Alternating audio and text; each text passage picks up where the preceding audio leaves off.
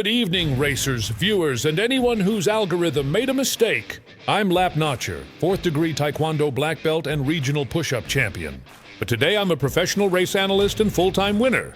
I've been in the racing game since 2004. Not officially, but emotionally. My ex-wife used to say I took racing too seriously. Now she's remarried to a bowler, so who's laughing now? I've been commentating since my early 20s, back when my ex-wife still believed in me. She said I'd never make a living yelling at pixels. Well, I don't technically make a living, but I do it consistently anyway. And that's really what counts in this business. People say passion can ruin a marriage, but if loving racing too much is wrong, then I guess my ex-wife was right again. All right, folks, the grid is forming. We've got speed, strategy, and a suspicious amount of Wi-Fi lag coming from row 3. Conditions tonight are ideal: low humidity, high tension, and one driver broadcasting from a kitchen. Tires are cold, tempers are warm, and my landlord just texted me about the noise again, which is frankly part of the sport. The lights are about to go out. A dramatic moment unless you're me and forgot to pay the electric bill. Engines rev, hopes rise, and somewhere my ex-wife senses I'm doing something that might almost work. Let's go racing.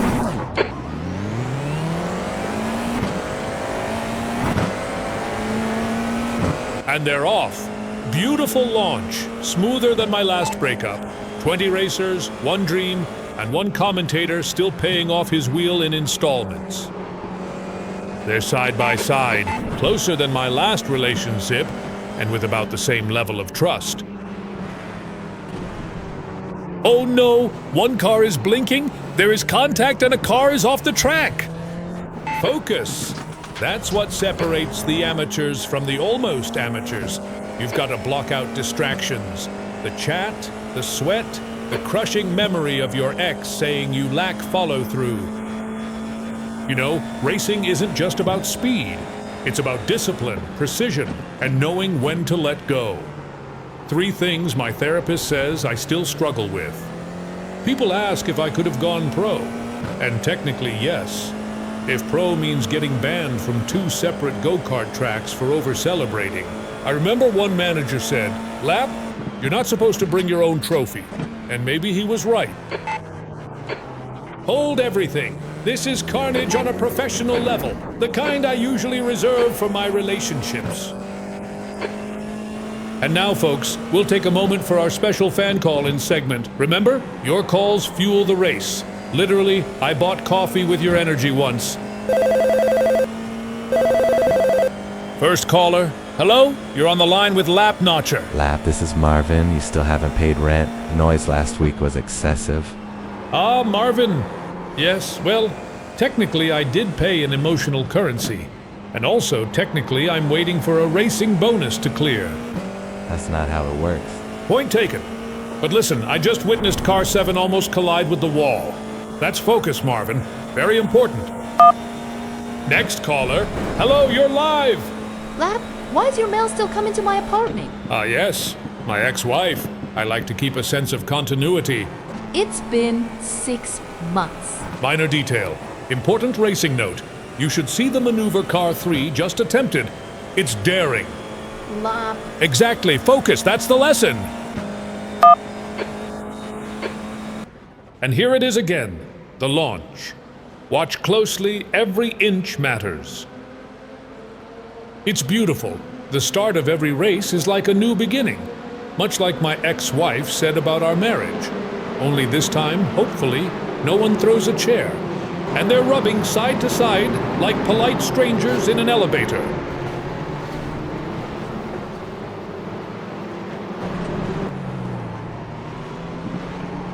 Yikes, that made me flinch. The bluey car played pinball, then sent the green car air. All right, we are on board with Wrecknosis now. He seems to be moving smoothly. Honestly impressive for this caliber of driver. Notice the line choice, subtle, cautious, but also slightly confused. You have to respect the corners. Corners are sacred. It's not just about turning, it's about mentally committing. Much like when I committed to that workout routine in 2019, which lasted 4 days. Focus Wrecknosis. Focus. The key is patience. Patience and observation. I once spent an hour watching a snail cross a sidewalk. Valuable lessons there, determination, precision, and how slow everything looks in hindsight. Also, my ex-wife once said I spend too much time observing things. I think she meant racing, possibly snails. We are advancing through laps. There are many of them. The car in front is leading, possibly. Or maybe someone else. Keep your eyes open or closed. Your choice. Wait! Big wreck ahead! This is going to move Wrecknosis into 4th place. Wow!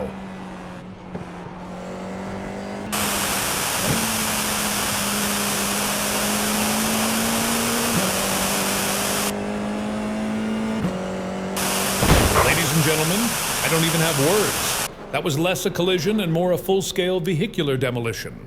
Impact registered. Structural integrity gone.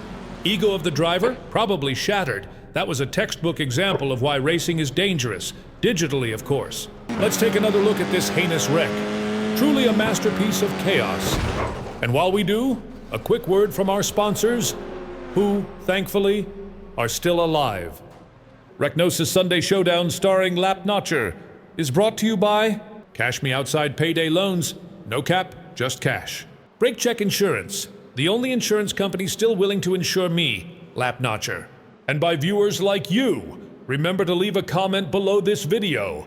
Any comments made will be featured live on air in the next episode. We are back. Let's check out some highlights. Clearly textbook maneuver. Classic merge and pray technique.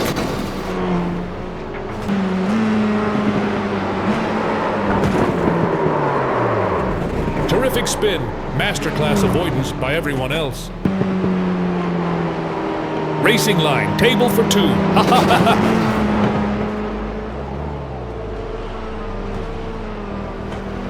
Two cars, one corner.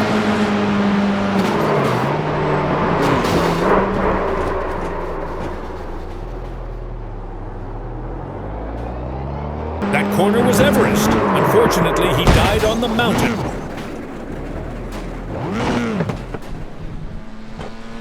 Apparently the race did in fact end at some point.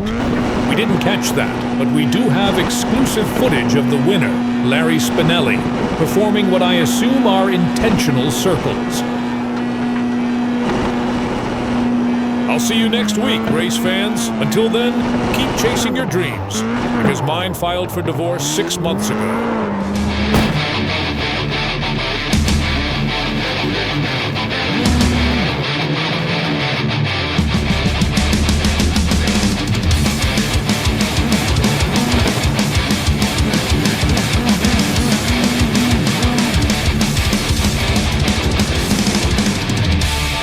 Wrecknosis!